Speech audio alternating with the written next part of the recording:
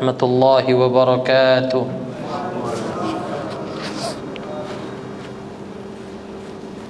الحمد لله رب العالمين، نحمده ونستعينه ونستغفر ونستهديه ونتوب إليه، ونعوذ بالله من شرور أنفسنا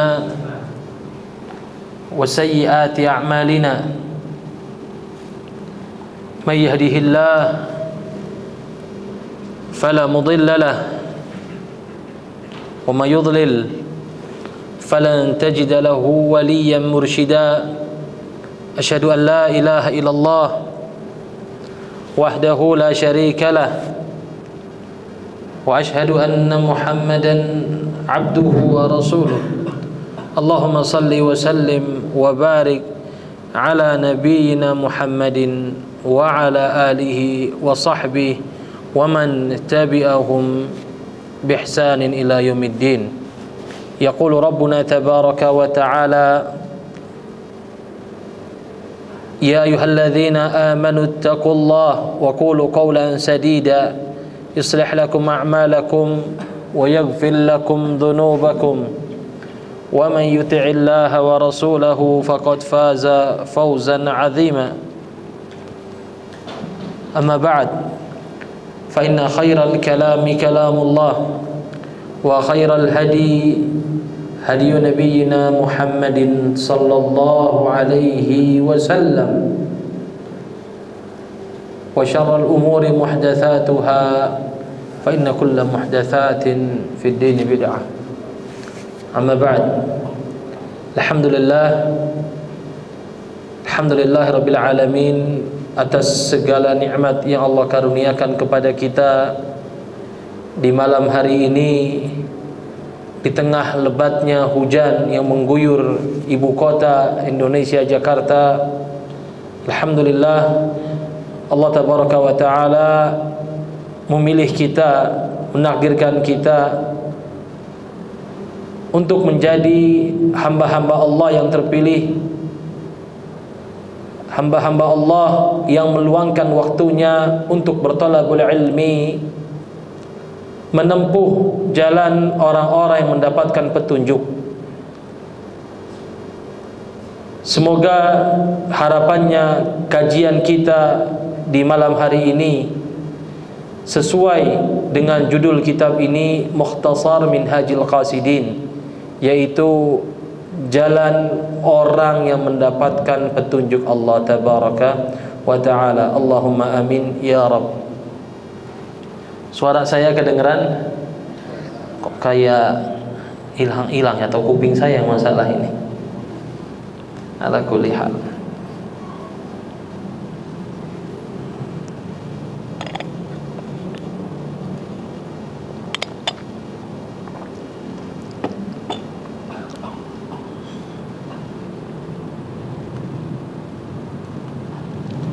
Nah, kemarin kita membahas tentang fadilah ilmu. Kenapa sih kita harus belajar? Dan bagaimana agar niat seseorang, agar tujuan belajarnya menjadi benar karena Allah. Yang mana kita faham, kita semua mengerti di sini bahwasanya belajar merupakan ibadah kepada Allah Azza wa Jal. Dan ibadah ini dilandasi, dibangun di atas dua hal. Yang pertama al-ikhlas, yang kedua mutaba'atun Nabi sallallahu alaihi wasallam, ikhlas dan juga mengikuti petunjuk Rasul sallallahu alaihi wasallam. Sehingga dengan kedua tadi, belajar kita, capeknya kita dalam thalabul ilmi ini menjadi bernilai di hadapan Allah Tabaraka wa Ta'ala. Hari ini insyaallah ikhwah semua, kita akan membahas pasal talabul ilmi faridah. Pasal yang membahas bahwasanya talabul ilmi, belajar merupakan kewajiban. Jadi saya, bapak ibu ini memiliki kewajiban belajar ilmu agama. Gak ada yang gak wajib. Namun pertanyaannya, wajibnya sampai mana?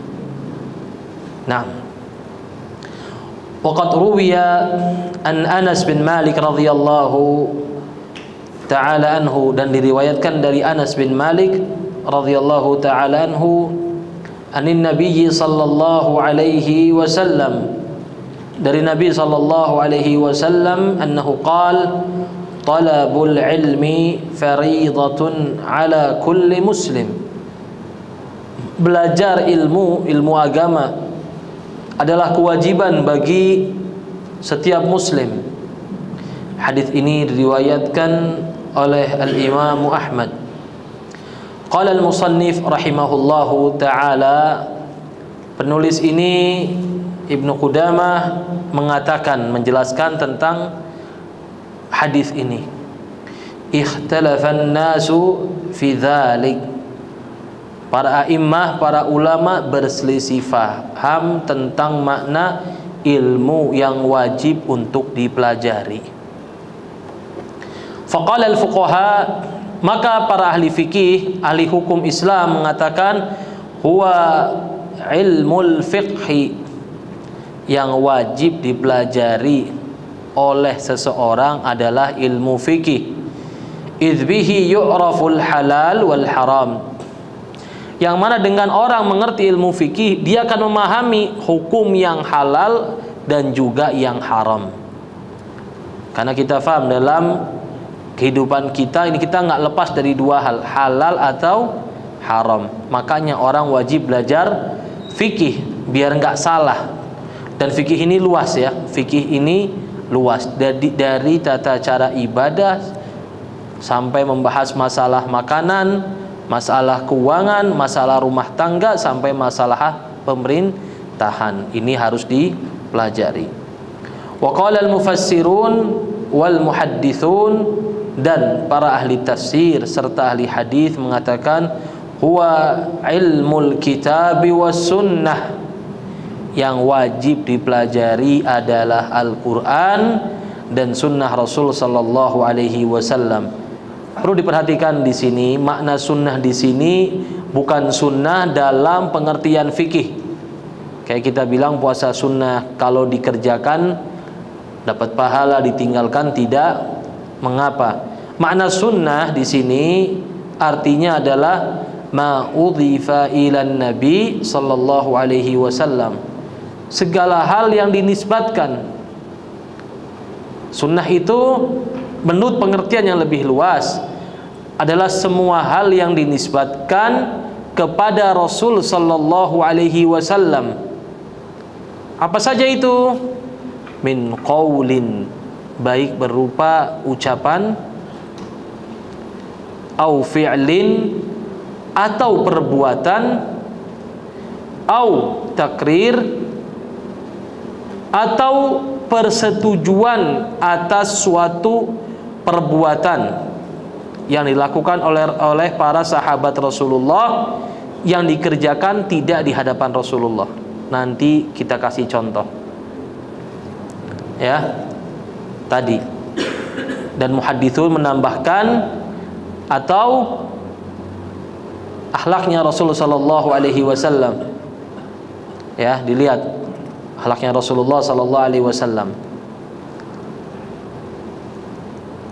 Dijelaskan di sini, idzbihima yutawassalu ilal ulumi kulliha, yang mana dengan seseorang menguasai Al-Qur'an dan seluruh sunnah Rasulullah, tahu sabda Rasulullah, tahu perbuatan Rasulullah, tahu takrirnya Rasulullah sallallahu alaihi wasallam, maka dia akan mengerti hukum fikih.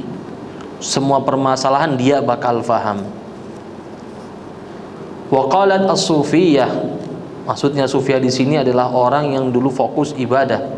Huwa ilmul ikhlas wa afatin nufus, yaitu belajar ikhlas dan mempelajari penyakit-penyakit jiwa. Wa qala al-mutakallimun, dan para mutakallim orang yang fokus mencari rahasia dari suatu hukum, jadi ilmu dasar hukum. Huwa ilmul kalam, ilmu yang membahas tentang maksud dari suatu kalam, dari suatu wahyu. Ila ghairi dzalika min al-aqwal allati laysa fiha qaulun mardi, dan banyak sekali pendapat-pendapat yang lainnya ya, yang mana di antara pendapat tersebut ada pendapat yang tidak sesuai. Was-sahih, dan yang paling benar, annahu ilmu muamalatil abdi li rabbih. Dan yang paling benar dari semua adalah ilmu muamalah, ilmu bagaimana seorang hamba berhubungan dengan Tuhannya, dengan Allah.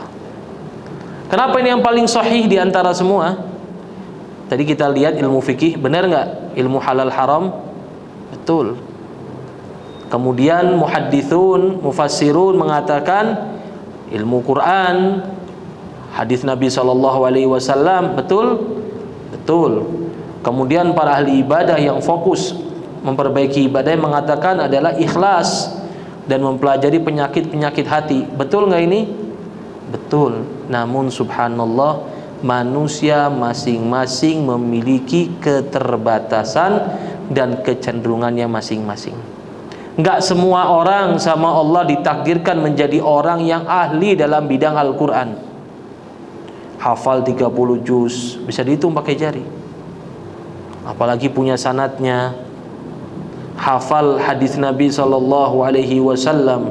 baik ucapan, perbuatan, takrirnya, yang jumlahnya mungkin puluhan bahkan sampai ratusan ribu.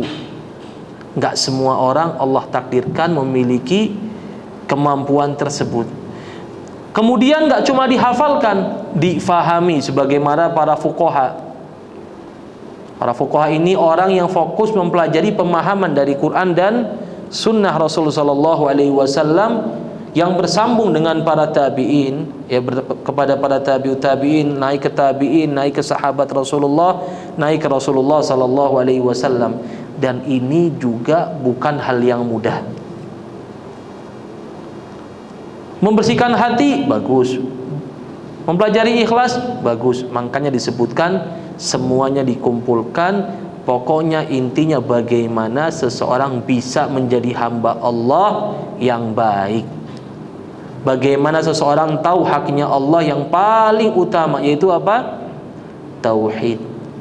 Bagaimana seseorang tahu bagaimana cara ibadah dasar kepada Allah, yang mana dengan ibadah tersebut kita bisa mengetahui fulan ini muslim atau bukan muslim. Itu apa? Rukun Islam. Kemudian keyakinannya dengan rukun iman, serta hamba ini senantiasa memperbaiki hubungannya sama Allah, membangun ibadah tadi di atas keikhlasan, menghilangkan penyakit-penyakit hati dan sebagainya. Ini cara termudah menjadi hamba Allah. Karena apa? Tujuan kita ngafal Quran, ngafal hadis, belajar fikih, memperbaiki hati kita, bagaimana cara ikhlas, menghilangkan penyakit hati, tidak lain tidak bukan tujuannya satu, bagaimana menjadi hamba Allah yang Allah terima. Yang kita inginkan apa nanti? Ya ayyatuhan nafsul mutmainnah, irji'i ila rabbiki radiyatan mardiyah. Pulanglah kepada Allah dalam keadaan ridha dan diridhoi oleh Allah. Dan kalau kita lihat sahabat Rasulullah sallallahu alaihi wasallam, ini contoh terbaik ya. Orang yang hidup di sekitar Rasulullah itu enggak semuanya ulama. Perlu digarisbawahi. Tidak setiap sahabat Rasulullah sallallahu alaihi wasallam itu ulama. Tapi mereka pasti adalah hamba-hamba Allah yang terbaik. Ulama mengatakan as-sahabah semuanya udul, diterima persaksiannya, dan mereka ahlul fadl, punya keutamaan di hadapan Allah, walaupun tidak semua di antara mereka ini ulama. Kenapa? Karena mereka sukses berhasil bagaimana caranya menjadi hamba Allah semampunya mereka. Ini penting. Makanya para ulama pernah membahas, yang pertama itu sebenarnya orang membangun Islam di atas keyakinan atau ilmu dulu. Maka wallahu a'lam bissawab, keyakinan dulu kepada Rasul sallallahu alaihi wasallam. Kenapa? Alladzina yu'minuna bil ghaib, sebagaimana firman Allah, orang beriman dengan hal yang gaib. Hal gaib ini di luar nalar, di luar ilmu, baru kemudian dia belajar. Dan kita fahami, enggak semua sahabat Rasulullah ini ulama. Di antara mereka ada yang biasa-biasa saja ilmunya, ada juga yang kelasnya para ulama. Wal muamalatu allati kullifaha ala thalathati aqsam, dan muamalah, hubungan dengan Allah yang diwajibkan kepada hambanya itu kurang lebih terbagi menjadi 3 bagian.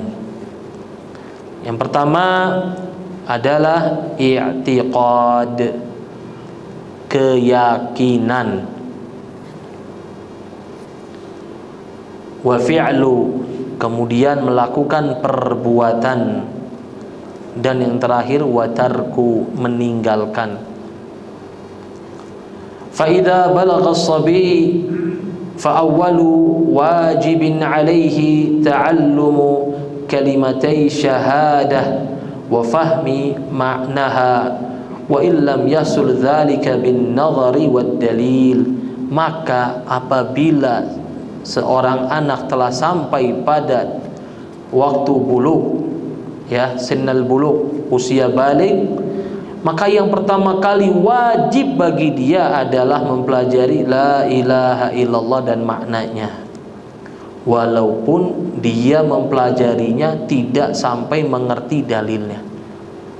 Artinya apa? Menanamkan keyakinan tersebut secara kuat dalam diri seorang manusia, seorang anak. Kenapa? Ketika seseorang telah sampai pada waktu balik, maka hakikatnya pada waktu itu dia telah diwajibkan kepadanya kewajiban dan telah diharamkan kepadanya pengharaman Allah tabaraka wa ta'ala.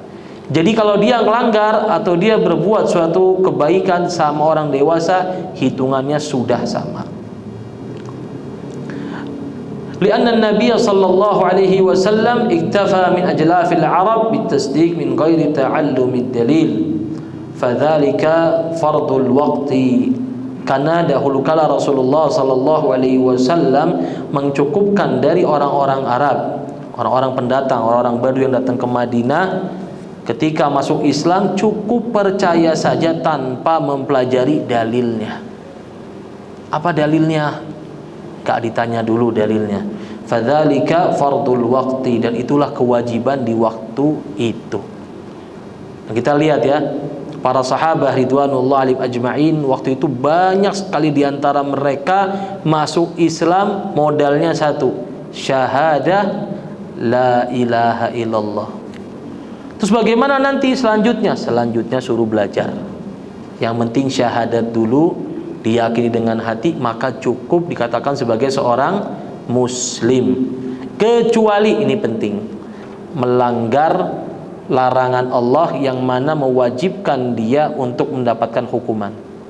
Jadi ingat, menilai seseorang muslim cukup dengan syahadat. Nggak usah cari tahu ini orang hatinya gimana ya.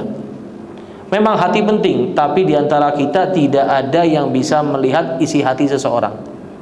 Makanya Rasulullah sallallahu alaihi wasallam pernah marah kepada Usamah bin Zaid ketika sedang terjadi adu pedang ya. Subhanallah, pedang musuhnya jatuh. Musuhnya langsung asyhadu alla ilaha illallah. Maka Usamah berpikir, tadi pas masih megang pedang luar biasa perlawanannya. Pedangnya jatuh langsung syahadat, sudah nggak ada ampun. Sampailah ini kepada Rasulullah sallallahu alaihi wasallam. Maka dipanggillah Usamah tadi. Ditegur oleh Rasulullah sallallahu alaihi wasallam, "Kenapa kamu bunuh orang sudah syahadat?" Kata Usamah, "Ya Rasulullah, ini orang ngomong syahadat tadi niatnya supaya nggak dibunuh, hanya untuk melindungi dirinya. Karena tadi pas dia pegang pedang, dia berniat untuk membunuhku ya Rasulullah. Begitu pedangnya jatuh, dia yakin sudah kalah, baru syahadat." Apa kata Rasulullah? "Kenapa kamu tidak sekalian lihat isi hatinya?" Jadi tadi ya, menghukumi seseorang muslim cukup melihat zahir. Makanya ada sebuah kaidah, nahkum bil-zawahir wallah yatawalla as-sarair. Kita menghukumi sesuai yang nampak, yang zahir. Yang nggak kelihatan urusan Allah. Ini paham ya? Yang nggak kelihatan adalah urusannya Allah. ثم يجب عليه النظر والاستدلال فإذا جاء وقت الصلاة وجب عليه تعلم الطهارة والصلاة فإذا عاش إلى رمضان وجب عليه تعلم الصوم. Kemudian setelah dia mengerti makna syahadah la ilaha illallah, baru dia mempelajari tentang apa saja kewajiban dari syahadah la ilaha illallah. Syaratnya apa? Misalkan waliyadzubillah, ngaku muslim bersyahadat tapi saat bersamaan masih mengakui eksistensi kelahiran anak Tuhan di tanggal 25 misalkan. Anak Tuhan lahir, waliyadzubillah. Dan ini kejadian, saya pernah punya tetangga ya, ngakunya mu'allaf. Mu'allaf sudah beriman. Saya tanya beberapa pertanyaan tentang agama lamanya, ternyata jawabannya bikin kecewa. Kenapa? Dia masih meyakini adanya Tuhan lain, adanya Tuhan Anak, Tuhan Roh Kudus, Tuhan ini, Tuhan itu. Dia masih yakin itu. Kenapa? Berarti dia tidak mengerti makna la ilaha illallah. Yang mana la ilaha illallah ini ada syarat-syaratnya. Kita nggak harus tahu dalilnya, tapi minimal kita tahu syarat-syaratnya tadi, supaya apa? Kita tahu bagaimana kita menjadi seorang muslim. Yang bisa sebutkan syarat-syaratnya, ada hadiah dari saya, insyaallah. Ada 7 boleh, 8 boleh. Browsing dulu nggak apa-apa. Ya, al-ilmu wal yaqinu wal qabul wal inqiyadu fadri ma aqul wasidqu wal mahabbatu wal khalas. Berapa? 7. Yang ke-8 wal kufran bima yu'bad min dunillah. Yang pertama, orang itu harus al-ilmu, membangun syahadat sesuai ilmu. Fa'lam annahu la ilaha illallah. Yakin, tahu Allah. Yakin ya, ilmu di atas ilmu syahadatnya, kemudian meyakininya. Wal qabul. Apa qabul? Ijab qabul apa? Saya terima. Ya, wal qabul, menerima. Apa yang diterima sama dia? Segala bentuk beban syariat Allah kepada dia. Muslim, tapi nggak mau sholat, saya nggak nerima sholat. Muslim bukan? Bukan, berarti nggak paham syahadat. Muslim tapi tidak menerima kewajiban zakat, dianggap muslim bukan? Tidak. Kenapa? Tidak ada qabul. Yaudah, saya terima. Maka setelah itu inqiyad. Apa inqiyad? Patuh mengerjakan perintah Allah. Al-inqiyadu lahu bitta'ah, merealisasikan perintah-perintah Allah. Enggak cuma terima, qabul sudah terima, tapi inqiyadnya tidak ada, ya sama aja. Ya. Wasidqu, membenarkan setiap yang ada pada wahyu, baik Quran maupun sunnah Rasulullah sallallahu alaihi wasallam. Nabi sallallahu alaihi wasallam Isra Mi'raj, naik ke langit. Nabi dulu pakai baju astronot enggak? Kan gitu pertanyaannya. Nabi dulu pakai roket apa Ustaz naik ke langit? Nah, ini berarti tandanya tidak beriman. Wal mahabbah, ya, membenarkan, kemudian mencintai Rasul sallallahu alaihi wasallam, mencintai Allah, mencintai Rasulnya, mencintai syariat Islam. Harus. Apa contohnya dicintain? Banyak. Harus cinta sama Rasulullah. Jangan sampai, waliyadzubillah, dulu ya pernah ada orang mengatakan bahwasanya konde-konde nenek moyang lebih bagus daripada hijab yang menutupi tubuh. Ya, konde-konde sanggul-sanggul lebih mulia, lebih indah, kebaya-kebaya yang bajunya pendek lebih cantik dilihat daripada wanita yang terbungkus dengan kain yang begitu rapat. Waliyadzubillah, la yaquluhu muslim, enggak akan muslim berbicara demikian.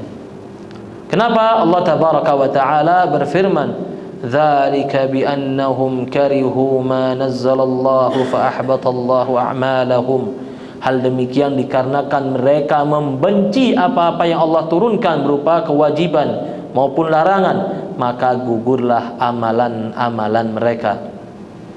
Kemudian wal khalas, ikhlas.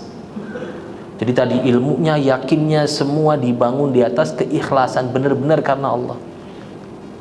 Sebagaimana sabda Nabi SAW, faman kanat hijratuhu ilallah wa rasulihi, hijrahnya memang buat Allah dan Rasulnya, solatnya, belajarnya buat Allah Rasulnya, yaitu pahalanya, bukan tujuannya untuk dunia atau untuk seorang wanita. Yang terakhir adalah wal kufran bima yu'bad min dunillah. Yang kedelapan adalah mengingkari setiap peribadatan kepada selain Allah. Kenapa? Karena termasuk yang diturunkan kepada para anbiya alaihi wassalatu wassalam, yang pertama adalah ani'budullah wajtanibut taghut.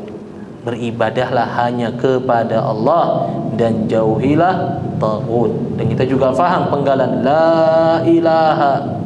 Harus faham ini, enggak ada sesembahan sama sekali illa Allah, kecuali hanya Allah yang berhak diibadahi. Dan itulah 8 syurut la ilaha illallah. Fa idza jaa waqtu shalah wajaba alaihi ta'allumut taharati was shalah. Nah, kalau sudah datang waktu salat, maka dia wajib belajar tata cara toharah dan salat. Bukan mempelajari dalil-dalilnya secara luas ringkas, enggak diwajibkan kepada seluruh orang, tapi tahu bagaimana cara wudhu yang benar. Ustaz, bagaimana tahu wudhu yang benar kalau enggak tahu dalilnya? Itu pertanyaan ya. Maka lihatlah kepada para ahli ilmu al-mawthuq bihi. Lihat pada para ulama yang kita yakini, yang memang orang ini orang yang benar, ikhlas, dan juga dipersaksikan oleh para ulama lagi. Makanya disebut sebagai taklid. Apa taklid kata para ulama dalam pengertian usul fiqih? Qabul qaul al-ghair bila dalil. Menerima omongan orang lain tanpa memahami dalilnya. Boleh enggak? Boleh. Yang paling rajih wallahu a'lam boleh. Namun seorang muslim hendaknya ketika beribadah kepada Allah, dia juga belajar pelan-pelan. Tapi di waktu wajibnya pertama kali, apakah langsung anak baru balik langsung buka kitab-kitab tata cara wudhu? Mustahil ya, bukan lagi nggak boleh, mustahil, nggak masuk akal. Maka apa? Alal faur, yang penting tahu tata caranya dulu, nanti pelan-pelan dia belajar. Naam. Dan taklid itu tidak selamanya mazmum, perlu difahami. Taklid tidak selamanya dianggap buruk. Bahkan taklid bisa jadi merupakan adalah cara paling dasar seseorang mengenal Allah, sebagaimana dijelaskan oleh para fuqaha rahimahumullahu ta'ala. Namun seorang hamba hendaknya juga talabul ilmi, belajar terus. Kenapa? Kita pengen jadi hamba Allah yang senantiasa belajar, yang barangkali Allah takdirkan kita dipanggil sama Allah dalam keadaan sedang belajar. Dan kita dipanggilkan dengan para ulama rahmatullah alaihim ajma'in. Fa idza 'asha ila Ramadan wajaba alaihi ta'allumus shaum. Dan kalau dia panjang umur sampai dengan bulan Ramadan, maka dia belajar bagaimana caranya puasa. Ingat, caranya puasa. Fa in kana lahu mal wa hala alaihi al-haul. Dan kalau dia punya harta ya sampai nisabnya dan berlalu 1 tahun, maka dia wajib belajar tata cara berzakat. Wa in jaa waqtul hajj fa huwa wa huwa mustati' wajaba alaihi ta'allumul manasik. Dan ketika datang waktu haji dan dia mampu, baik secara harta, secara fisik, secara waktu, memiliki kesempatan, maka telah wajib baginya mempelajari tata cara manasik, ritual haji. Wa amma turuq fa huwa bihasabi ma yatajaddad min al-ahwal إذ لا يجب على الأعمى تعلم ما يحرم النظر إليه ولا على الأبكم تعلم ما يحرم من الكلام Fa in kana fi baladin yata'ata fi syurbul khamr wa lubsul harir wajib ali ay ya'rif tahrim dzalik. Adapun berkenaan dengan hukum meninggalkan larangan Allah Subhanahu wa taala, maka ini berbeda antara satu dengan lainnya. Hukumnya secara letterlessnya sama dari Allah, tapi antara A sama B terkadang bisa jadi berbeda. Yaitu apa? Bahwasanya orang yang buta yang tidak bisa melihat, tentu dia tidak akan mengetahui apa yang diharamkan untuk dilihat.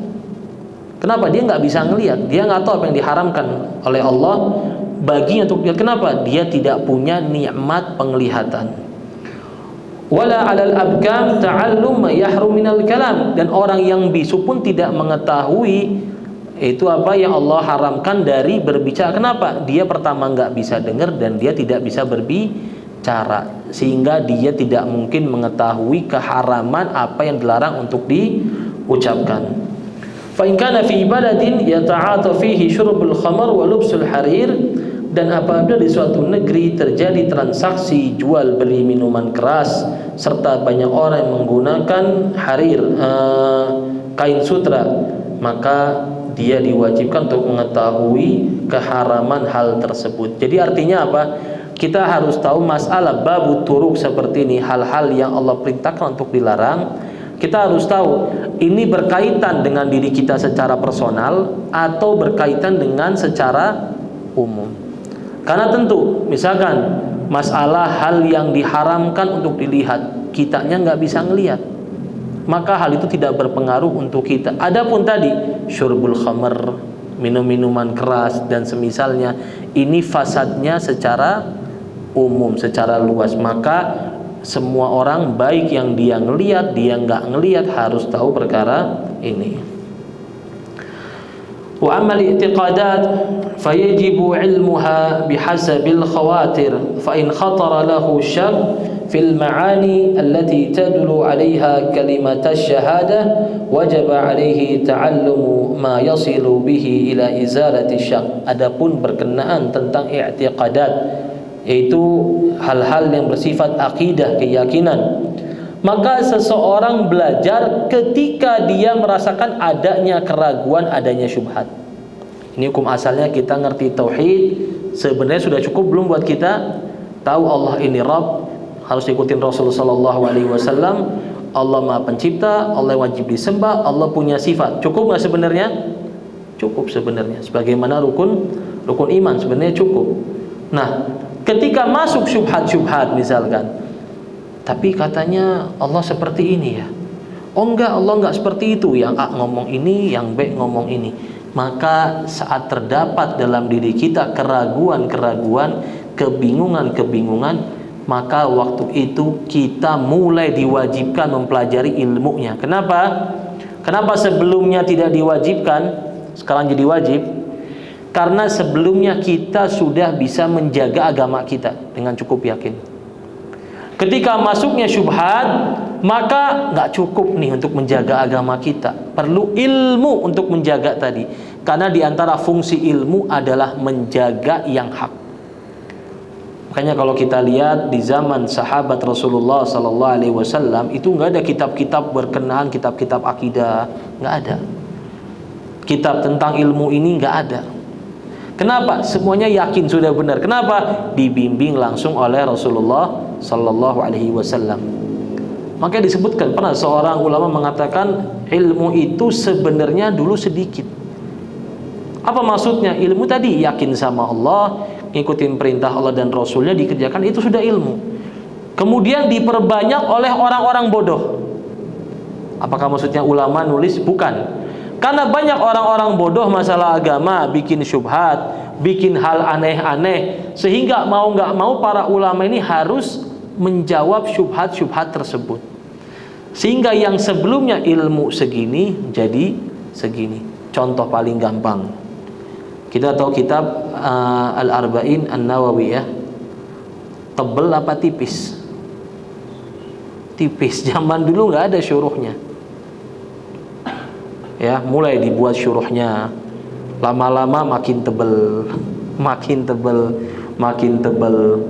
Sebagai contoh lagi, zaman dulu sahabat ketika dikasih tahu tentang tentang air untuk wudu, ya mereka langsung paham, oh air yang seperti ini sifat-sifatnya. Nanti zaman kita mungkin nanti akan muncul air sifatnya sama, tiga-tiganya sama, tapi kalau diminum orang buat kumur-kumur bisa mati orang.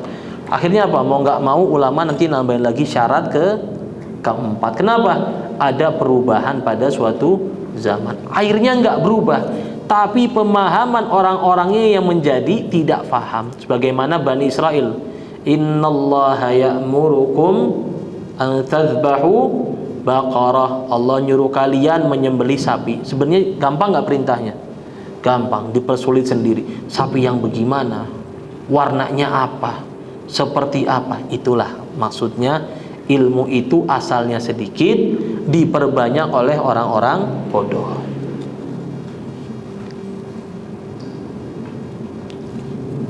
Wa in kana fi baladin qad kathurat fihi al-bid'ah wajaba alayhi ay yatalaqqan al-haqq kama law kana tajiran fi baladin sha'a fihi ar-riba wajaba alayhi ay yata'allama al-hadara minhu wa yanbaghi ay yata'allama al-iman bil ba'thi wal jannah wan nar. Sebagaimana ketika di suatu negeri mulai tersebar ajaran-ajaran yang tidak ada sumbernya dari Rasulullah sallallahu alaihi wasallam, maka dia perlu mempelajari apa sih hakikat dari sunnah, mana sih yang otentik ngikutin Rasulullah sallallahu alaihi wasallam.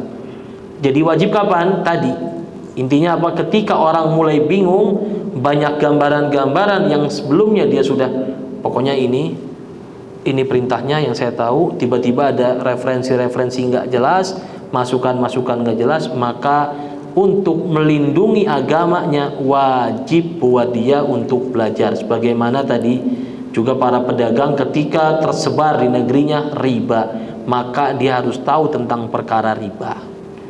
Orang mau dagang juga disebutkan oleh Umar bin Khattab radhiyallahu taala anhu, dia mengatakan tidak boleh orang dagang di pasar ini kecuali orang yang telah mengetahui ahkam jual beli. Kalau yang nggak jual beli, wajib nggak Ustadz belajar hukum jual beli? Enggak. Kenapa? Belum datang waktunya buat dia.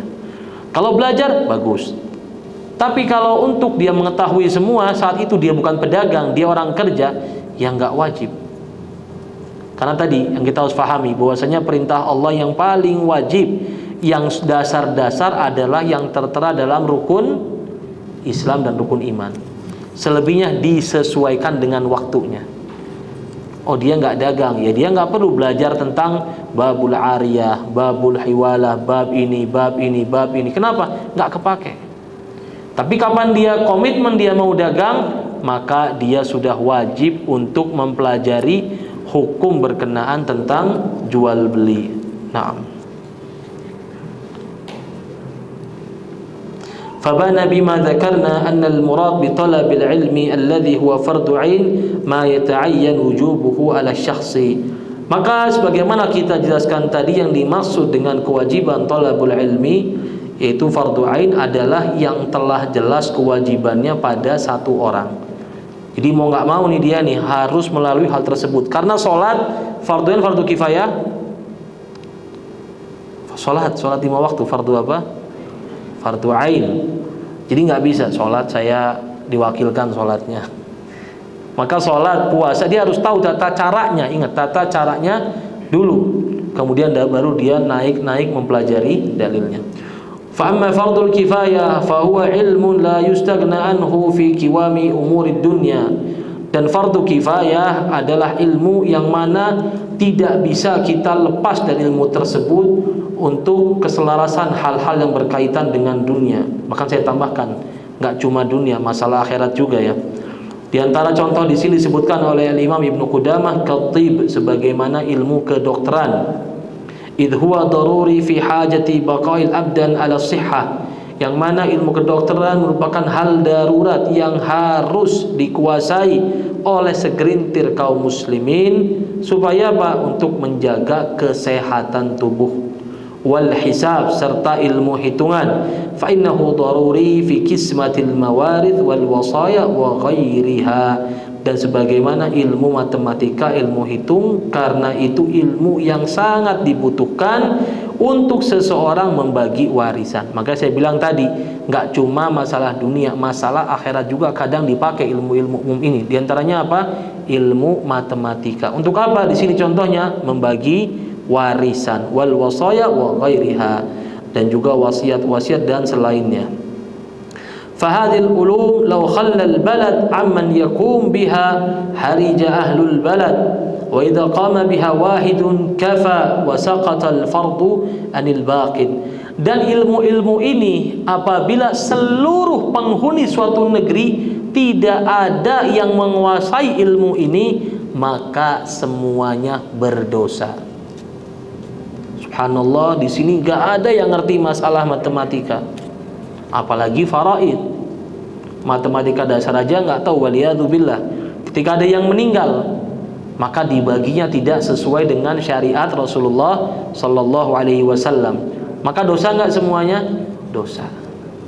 Kenapa? Akhirnya hak-haknya Allah terlalaikan. Dan kita faham bahwasanya dalam pengertian Islam, harta itu punya Allah, bukan punya A, B atau C. Kita cuma dititipin.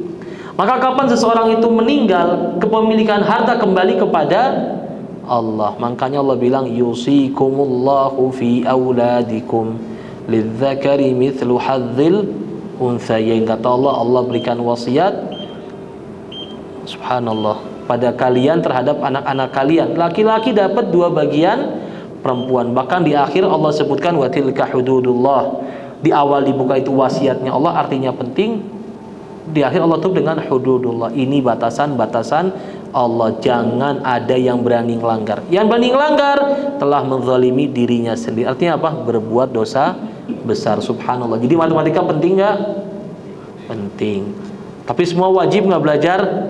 Nggak, harus ada yang bisa. Kalau nggak, semuanya dosa. Jadi tidak hanya perkara dunia, namun juga berkaitan, terkadang ya, berkaitan dengan perkara akhirat. Wallahu a'lam bishawab. Kita akan lanjutkan insyaallah setelah azan, setelah salat Isya ya. Nah. Assalamualaikum warahmatullahi wabarakatuh.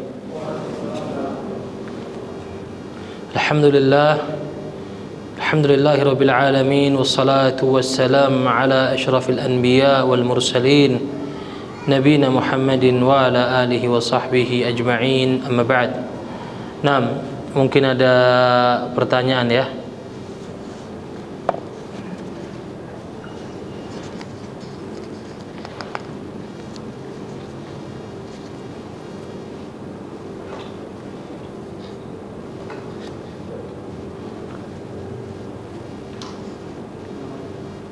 Belum ada? Oh, Masya Allah. Jelas berarti tadi. Ibu-ibu mau nanya? Ya, ibu mau nanya.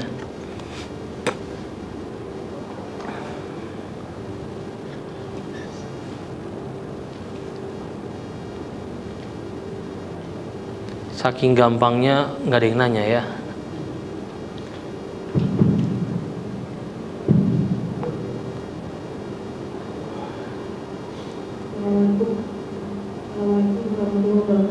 Waalaikumsalam warahmatullahi wabarakatuh. Misalkan kita berada di negara yang non-muslim ya, misalkan di Amerika, atau misalkan di China atau jadi kita kerja atau kuliah di China, kita diharuskan tetap memelihara kehalalan makanan kita kan.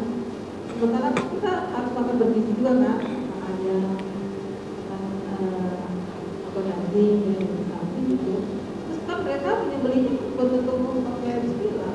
Itu gimana caranya? Kan kamu itu jadi vegetarian hanya makan sayur terus, kamu jadi wajib ya. Cara atasnya gimana? Masya Allah. Jazakillah khairan. Baik, Masya Allah. Pertanyaan langsung fikih beneran nanya. Ya, apabila seseorang berada di negeri kafir ya, negeri kafir non muslim ya, perlu dipahami kafirnya ini ahli kitab atau bukan. Nah, kemudian masalah ahli kitab sendiri, ulama ini bersinggung pendapat. Apakah sembelihan ahli kitab itu mutlak bahwasanya hukum asalnya adalah halal dimakan muslim, ataukah dengan syarat? Ini panjang, ini sebenarnya masalah fikih panjang ya. Namun wallahu alam bisawab, untuk kehati-hatian sebenarnya kita bisa makan makanan laut, mengandung gizi juga sebenarnya ibu ya, seperti itu. Nah, wallahu alam bisawab. Tapi bosan. Ya, nah ibu, setahu saya sih di negeri kafir sekalipun, alhamdulillah sekarang sudah ada ya ibu. Kita cerita zaman sekarang ya. Makanya zaman sekarang kita kitab-kitab fikih kontemporer itu biasanya cenderung lebih singkat. Kenapa? Karena faktanya sekali di negeri-negeri kafir itu sudah ada asosiasi penyembelihan muslim, seperti di Australia, di Amerika. Dan tadi seorang muslim hendaknya mencari semampu dia makanan yang halal. Jangan sampai kita bermudah-mudahan anggap pendapat yang benar adalah sembelihan ahli kitab hukum asalnya, anggap ya, ini saya nggak bilang pendapat ya, anggap saja yang benar pendapat yang itu.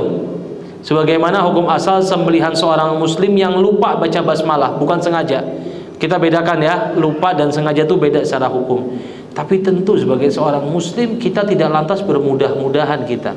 Bahkan di negeri, kalau kita bilang negeri Kristen ya, kita bilang aja agamanya Kristen ataupun Yahudi, biasanya masih ada penyembelihan muslim, masih ada.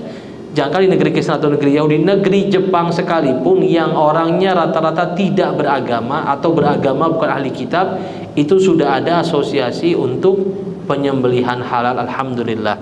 Namun tadi, jadi kita sebagai seorang muslim terlepas pendapatnya, misalkan hukum asalnya adalah boleh, namun kita tidak boleh bermudah-mudahan.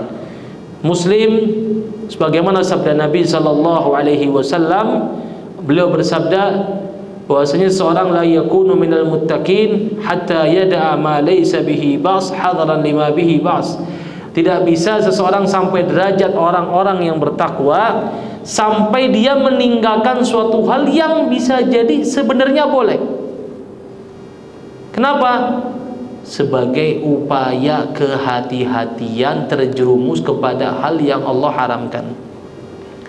Karena kadang dalam qawaid fikih sendiri, kalau ada pendapat satu bilang boleh, satu enggak boleh, kita bilang untuk amaliyah kita ya, bukan untuk ngajarin orang. Maka yang lebih berhati-hati adalah ya boleh, tapi saya sih lebih berhati-hati, saya nggak mau. Kenapa? Saya nggak mau hanya karena suatu hal yang saya anggap halal, mubah.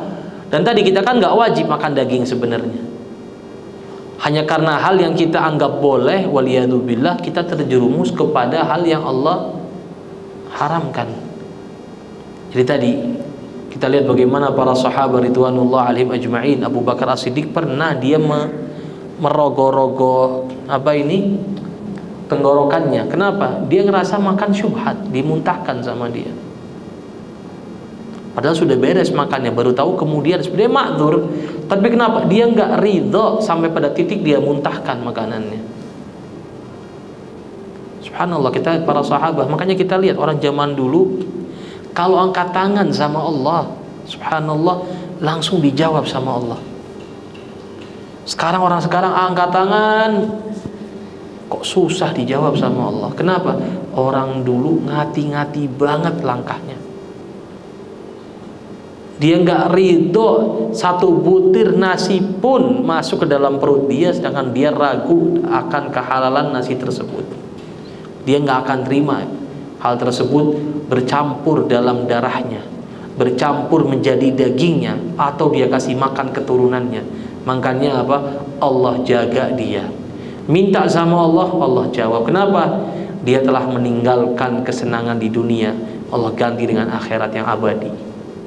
Ini ngomong bismillah gitu nggak boleh sebelum kan berhalal ya. Ya. Ngomong bismillah sebelum makan nggak boleh gitu. Nah, itu tadi kita kalau bilang ahkam fikih ya ibu. Jadi ini sebenarnya pembahasan tazkiyatun nufus ya. Ya, tadi sebagaimana saya bilang tadi, kita ada dua pendapat masalah sembelihan ahli kitab. Ada yang bilang hukum asal sembelihan ahli kitab berdasarkan nas Al-Quran adalah halal sebagaimana sembelihan seorang muslim yang lupa membaca basmalah. Ini ya garis bawah dulu ya.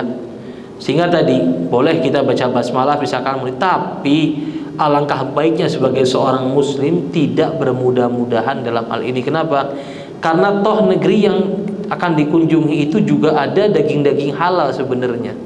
Kita nggak makan daging sehari 2 hari, insya Allah nggak bakal sakit. Kita bisa mencari mana penyembelihan yang halal. Dan juga sebagai gerakan upaya muslim diantaranya juga adalah untuk membantu ekonomi muslim. Ini penting juga. Jadi kalau semua orang menggampangkan, maka sembelihan halal jadi nggak ada artinya di kalangan mata kaum muslimin. Nggak apa-apa, bismillah aja, yang penting sembelihan, insya Allah halal. Akhirnya buat apa ada sembelihan muslim? Buat apa kita berhati-hati sampai harus basmalah, harus ini?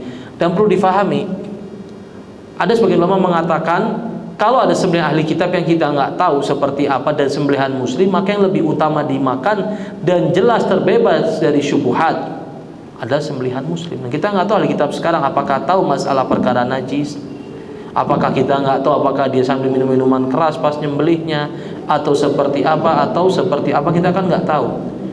Dan kita nggak bisa asal dasar halal terus kita bermudah-mudahan. Apalagi saat waktu bersamaan ada produk muslim yang insya Allah telah teruji secara sertifikasi sudah benar ini halalnya, maka lebih baik kita beli produk muslim. Beda cerita lagi misalkan di suatu negeri, misalkan di kutub utara misalkan ya, kalau di Amerika sudah ada muslim, kutub utara atau kutub selatan nggak ada muslim, nggak ada ini, dan memang harus makan daging, misalkan adanya sembelihan orang non muslim, orang Kristen, orang Yahudi, ya sudah bismillah.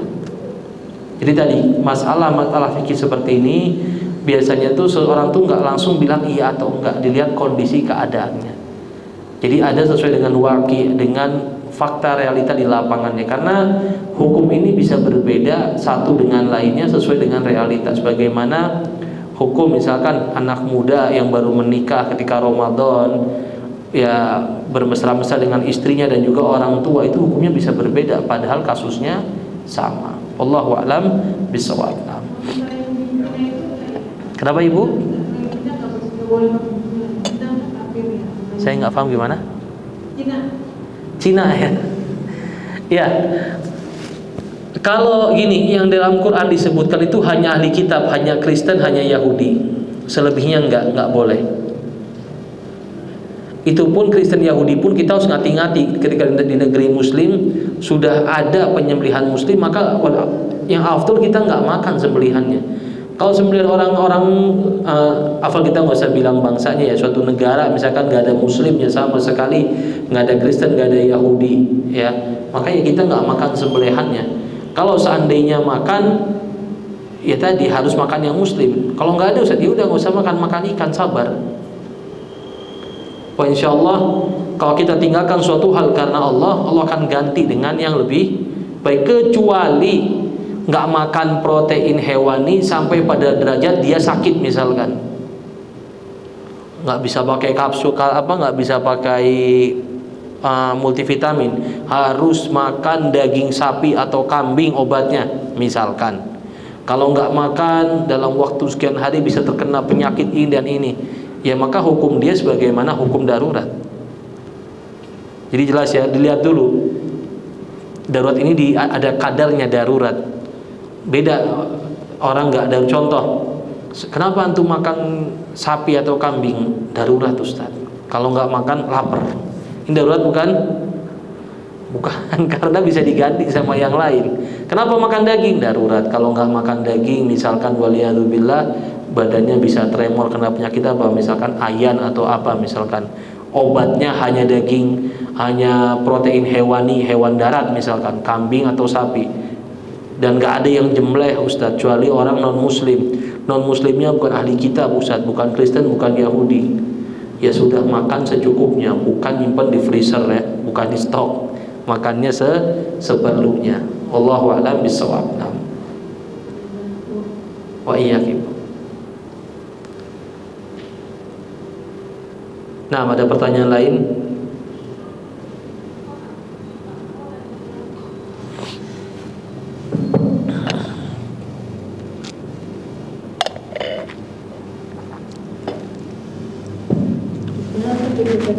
Silakan Ibu.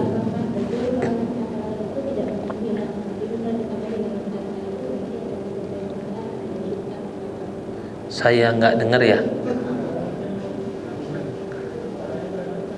Kurang dekat mic-nya mungkin Ibu. Dan saya pernah mendengar kalau harta halal itu tidak mungkin hilang. Jadi Harta halal, pelan-pelan tidak mungkin hilang. Jadi kalau kita kehilangan harta, artinya ada yang syubhat atau ada yang haram di harta kita yang hilang itu. Apakah betul seperti itu? Yang akhir apa tadi Ibu? Artinya Kalau kita kehilangan harta, artinya ada yang syubhat di harta kita yang hilang itu. Apakah betul seperti itu? tidak tentu Ibu. Nggak tentu. Allah berfirman wa nabluukum bisyarri wal khairi fitnah. Allah bilang Allah uji kita dengan kesulitan, kebaikan ya, al khair kebaikan dan asyar keburukan, ini semua ujian. Ya, juga dapat disebutkan bahwasanya harta ini ujian. Apa makna bentuk ujiannya? Dikasih duit senang, nggak dikasih duit susah. Jadi nggak lantas tandanya harta kita hilang itu berarti ada yang haram. Barakallahu fiik. Tidak lantas artinya harta kita tetap berarti harta kita 100% halal, enggak juga. Kita nggak tahu karena di kitab ini ada tapi nanti mungkin setelah setahun kalau panjang umur ya. Soalnya di tempat yang lihat minggu aja setelah setahun setengah baru dibahas. Ya. Jadi pembagian permasalahan tadi harta nisbi halal atau haram itu tidak lantas menjadikan harta itu hilang atau tidak hilang. Lebih tepatnya berkah tidak berkahnya. Dan terkadang perkara berkah itu nggak kelihatan dengan kita beli rumah mewah ya, anak-anak sekolahnya tinggi, nggak juga. Terkadang ada yang namanya istidraj, hartanya haram tapi sama Allah diberikan kelapangan, kemudahan. Ya, jadi nggak pasti kita itu di dunia ini langsung sama Allah dibayar langsung. Kalau dibayar sama Allah langsung artinya dibalaskan apa yang kita perbuat dari harta yang haram, perbuatan yang dosa, alhamdulillah berarti kafarah. Kalau enggak, maknanya kita akan bertanggungjawabkan di akhirat kelak. Jadi tadi ya, tidak lantas kalau ada harta kita yang halal, harta kita yang hilang menunjukkan harta kita ada yang haram atau yang syubhat. Walaupun rata-rata harta kita ini pasti ada syubhatnya. Sedikit banyak ada syubhatnya. Harus difahami dalam bab muamalah, ulama menjelaskan bahwasanya yang suatu hal yang halal belum tentu tidak ada kesalahan pada harta tersebut. Makanya kita diwajibkan suruh ngapain? Zakat. Apa zakat? Mensucikan. Makanya ketika Al-Hasan radhiyallahu taala anhu sempat mau ngambil kurma yang dikumpulkan buat zakat, kata Nabi, "Jangan ya Hasan, innama hiya min ausakhin nas." Ini kotorannya manusia, maksudnya harta-harta kotor dibuang. Allahu a'lam bissawab. Assalamualaikum warahmatullahi wabarakatuh. Yang pertama, apa menghafal Quran termasuk menuntut ilmu? Jelas. Seberapa harusnya seseorang menghafal Quran semampunya, terutama ayat-ayat yang pendek. Ya, juz 30, juz amma itu sangat-sangat wajib. Ya, kenapa? Sampai pada tingkatan derajat dia itu bisa beribadah kepada Allah Subhanahu wa taala, bisa ngebaca surat. Dan kita perlu pahami, di antara sahabat Nabi ada yang pernah solatnya qul huwallahu ahad terus-terusan. Ulama menjelaskan karena memang dia hafal itu sehingga dia suka membaca itu maknanya. Dan ketika Nabi tanya, kenapa kamu ketika safar sama fulan, Nabi dapat aduan ketika safar ada sahabat yang jadi imam bacanya Al-Ikhlas terus. Maka ditanya oleh Rasulullah sallallahu alaihi wasallam, kenapa kamu baca Al-Ikhlas terus? Inna fiha sifatur rahman, sesungguhnya di dalamnya terdapat sifat ar-rahman. Wa inni uhibbu an aqra'ah, dan saya suka untuk membaca surat tersebut. Kata Nabi apa? Kata Nabi sallallahu alaihi wasallam, ketahuilah bahwasanya Allah juga mencintaimu. Dan ulama menjelaskan sahabat tersebut suka baca surat tersebut karena termasuk itu yang dia hafalkan. Emang hafalnya itu. Boleh nggak? Boleh. Lagi yang mengatakan pendapat yang kedua adalah dia punya beberapa hafalan, tapi di antara hafalan yang paling dia senang adalah baca surat Al-Ikhlas. Jadi sampai mana tingkatannya? Wallahu a'lam bishawab. Di antaranya adalah surat-surat pendek di juz amma itu yang harus kita hafalkan. Ya, pernah Syekh zaman dulu ya, Mufti Abdul Aziz Ibn Baz rahmatullah alaihi nulis kitab Ad-Durus al-muhimmah li'amatil ummah, pelajaran penting bagi sekalian umat Islam. Artinya apa? Dasar-dasar seorang muslim yang gak boleh dia gak tahu. Di antaranya adalah menghafalkan surat-surat pendek Al-Fatihah, juz amma. Jadi standarisasi muslim itu gimana sih? Muslim yang paling standar harus bisa sholat, harus tahu tauhid, sholatnya benar, tahu cara puasa, tahu fikih-fikih ringan-ringan, dan juga tahu masalah bisa menghafal surat-surat pendek di dalam Al-Quran. Wallahu a'lam bishawab. Nah, sepertinya tidak ada pertanyaan lain ya. Baik, kalau gitu kita cukupkan dengan doa kafarah al-majlis. Subhanakallahumma wa bihamdika asyhadu an la ilaha illa anta. Hadza ma aqulu lakum wallahu a'lam bis-shawab wa barakallahu fikum. Assalamualaikum warahmatullahi wabarakatuh.